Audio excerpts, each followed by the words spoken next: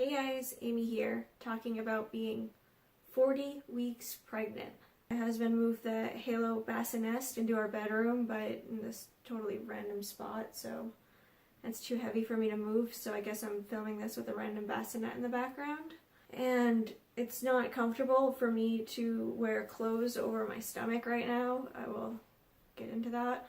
When I was around 38.5 weeks, I noticed there was like red itchy bumps on the underside of my belly, and I thought it was just bug bites or dry skin at first, but then it didn't get better, it got worse.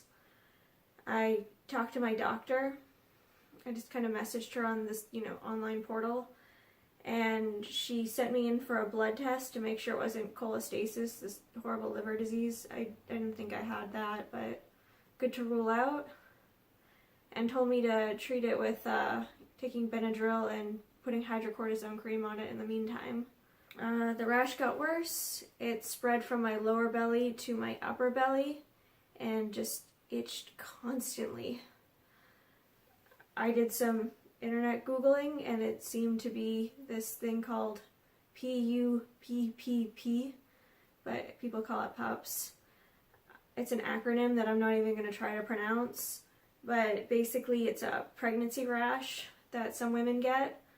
It's not super common, and it's harmless to me, harmless to the baby, but it itches like hell, and really the only cure for it is giving birth. So as it got worse, I tried doing an oatmeal bath.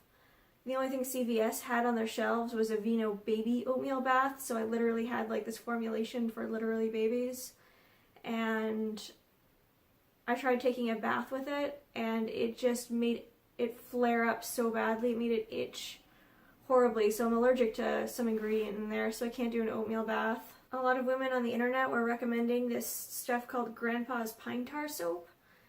It is very specific. It's this random soap by this random brand that's just sold in health food stores.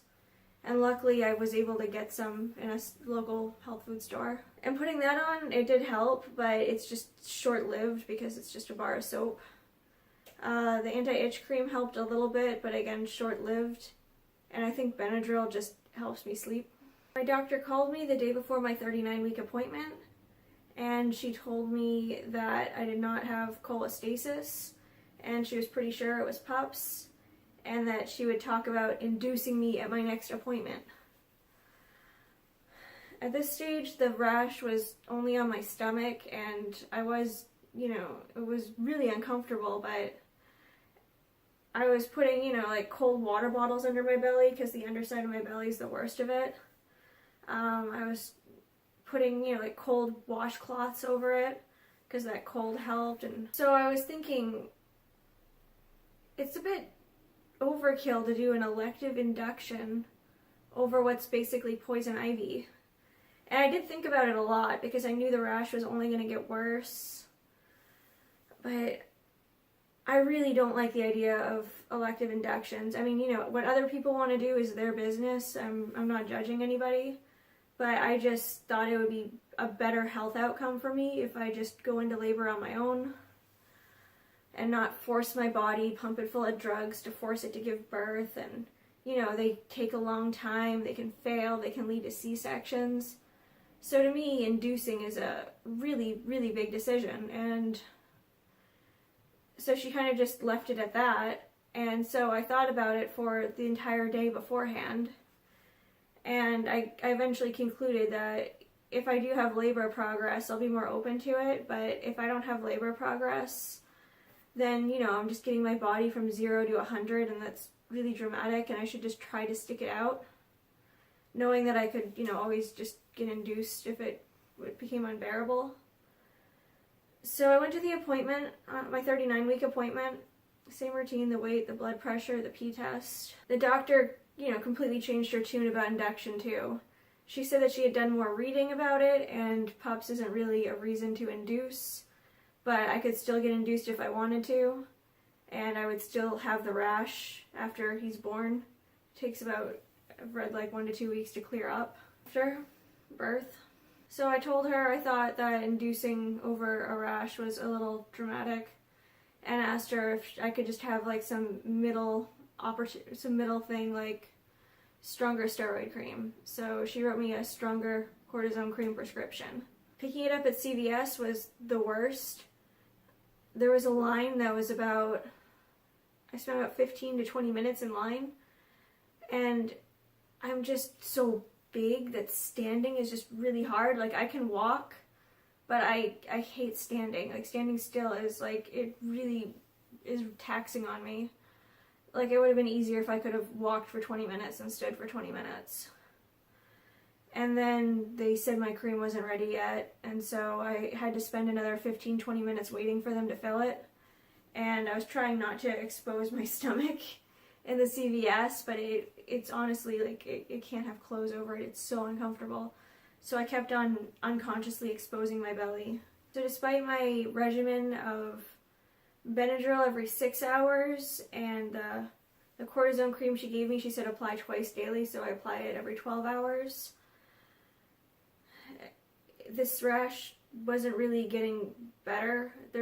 I have usually like a few good hours a day where I do chores, but other than that, I'm just trying to sleep or just really uncomfortable itching myself and try not to scratch, but it's unbearable. The PUPPP spread, it's worst in my armpits, my leg pits, this part on my thighs where my belly touches. So those are the worst areas. My hands and my feet are really bad.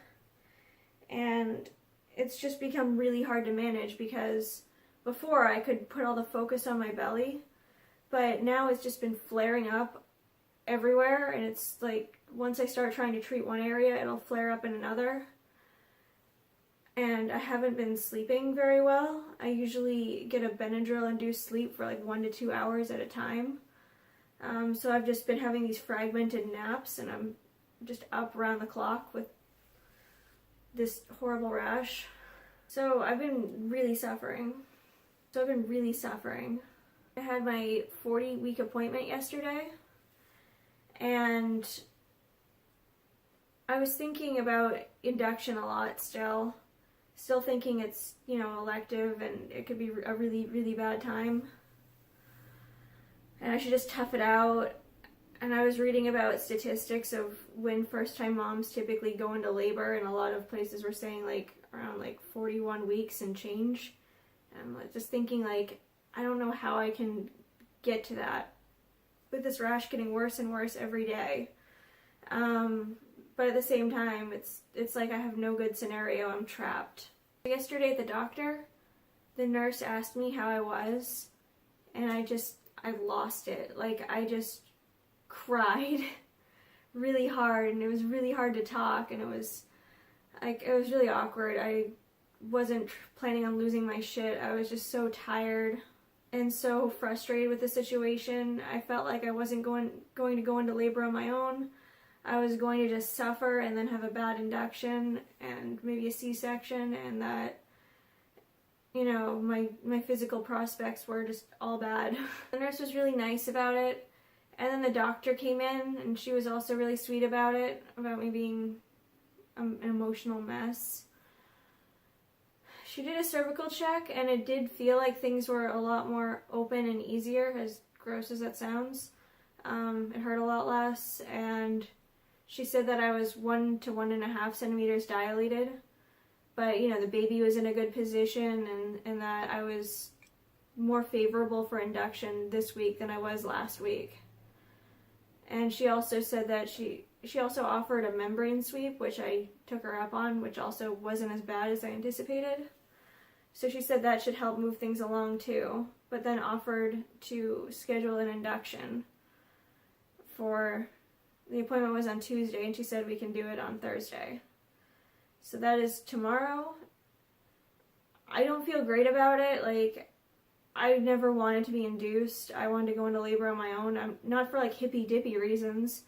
I'm not one of those, all natural, drug-free people. Give me all the modern medicine. But at this point, it doesn't feel like an elective induction. I'm not sleeping. I can't go out in public because it's not comfortable to wear clothes over this. I'm just, like, I'm doing this video and I'm just wearing my husband's pajamas. I don't care anymore. I'm covered in scabs. I can't do anything. My quality of life right now is just really bad. I'm just this itchy insomniac shut-in. So we'll see how tomorrow goes. I'm not counting on my baby being born tomorrow because I just read so many bad induction stories. Hopefully he'll be here by Saturday. Yeah, I honestly didn't even really want to film this because I'm just so miserable, but I should just finish what I started, and that's just what I'm doing. But you can't really see this rash on camera. It's like, and it's my good 2 hours, so it's less active because I did my Benadryl and stuff recently, but like, my stomach. It's worse on my underbelly, but I can't show that because I'm not acrobatic enough. Then this is like a combination of stretch marks and pups.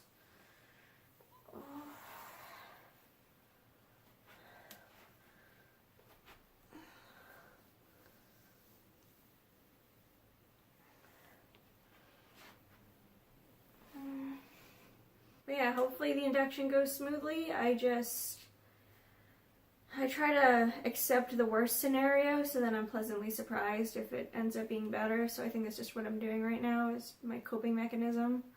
I know nobody really wants to see me miserable and negative. I probably shouldn't even be filming this, but whatever. I will keep you guys posted. Bye guys.